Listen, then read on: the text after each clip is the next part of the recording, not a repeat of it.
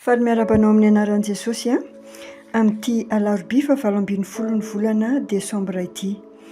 Ny rapsodian'ny famarinana an'io dia mitondra ny lohahevitra hoe tena misy ny demonia, roay izy ireo. Ny teny fanokafana dia nalaina tao amin'ny Marika 4:10, 7:10, mivaky toy izao amin'ny anaran'i Jesosy. Ary izao famantaran'izao no anarak'izay mino: androaka demonia amin'ny anarako izy. Misy olona milaza fa tsy mino ny fisian'ny demony. Milaza fa ny demony na ny devoly dia tsy misy afa-tsy sary ao an-tsain'ny olona sasany. Manao tsintsinana ny olona toy izany satria lazain'ny Baiboly fa tena misy Satana sy ny demonia. Hoy mantsy ny Petera 1:5-9 hoe: ny devoly fahavalonareo mandehandeha tahaka ny liona mierona, mitady izay arapany. Nampianatra momba ny demonia sy ny fomba fiasan'izy ireo Jesosy, ary nandroaka demonia imbetsaka izy. Raha ny marina, ny famantarana voalohany indrindra no lazainy fanarak'ireo izay mino azy dia ilay novakiantsika tao amin'ny soratra masina fanokafana, dia ny fahafahana mandroaka demonia izany. Indray mandeha nampianatra tao amin'ny sinagogy izy, ary ny Baiboly dia milaza amintsika fa nisy vehivavy iray nivokon-damosina ka tsy naharina ny tenany niditra tao amin'ny sinagoga. Hoy ny Baiboly: ary no nahita azy Jesosy dia niantso azy ka nanao taminy hoe: raha vehivavy, afaka mirofinao ianao. Luka 7:12, 12 misy an'izany tantara izany. Eo amin'ny 11 sy ny 9 dia voalaza mazava tsara fa ny devoly no nahatonga ny toe-pahasalaman'ilay vehivavy ho toy izany, ary noporofoin'i Jesosy izany rehefa nikasika azy sy nandidy azy ahitsy izy ka sitrana avy hatrany.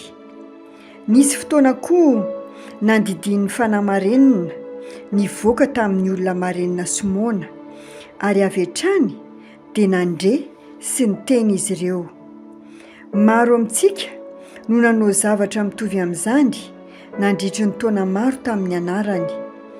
Efa nandroaka fanahy marenina Simona isika, ary niaraka tamin'izay dia nandre sy niteny ireo izay nampahoriana. Nanao arak'izay nolazain'i Jesosy sy izay nataony isika, voninahitra ho an'Andriamanitra. Nilaza tamintsika izy mba hamoaka demonia satria tena misy izy ireny, ary tompon'andraikitra amin'ny fahasairanana sy kilema maro izay aretan'ny olona sy hitantsika manodidina antsika. Koa aza manaiko voafitaka Satana ianao. Raha azo ny ataony mampiano anao fa tsy misy izy dia afaka manakorotana ny fiainanao izy, ary manakorotana ny manodidina anao ihany koa. Milaza ny Baiboly fa tsy manamaivana ny hafetseny isika. Jereo amin'ny Koritianina 2:2-2:12. Ny Efesianina 4:17 dia milaza amintsika mba tsy hanome fitoerana ny devoly. Tena misy Satana sy ny demonia, nefa tsy manan-kery, tsy misy fiarovana, ary malemby eo anoloantsika izy.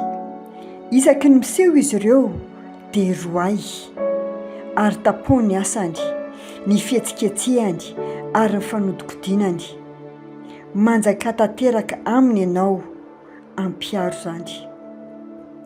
Manasanao ako amerina an'izao vavaka ho tononoko manaraka izao.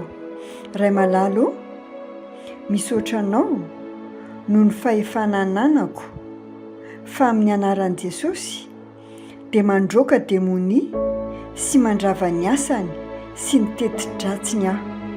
Misaotra noho ny fandresena sy ny fanapahana ananako ambonin'ny herin'ny fahavalo rehetra.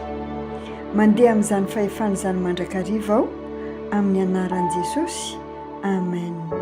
Dia mirary tontolo andro mahafinaritra ho anao tompoko, samy hitahin'Andriamanitra isika rehetra.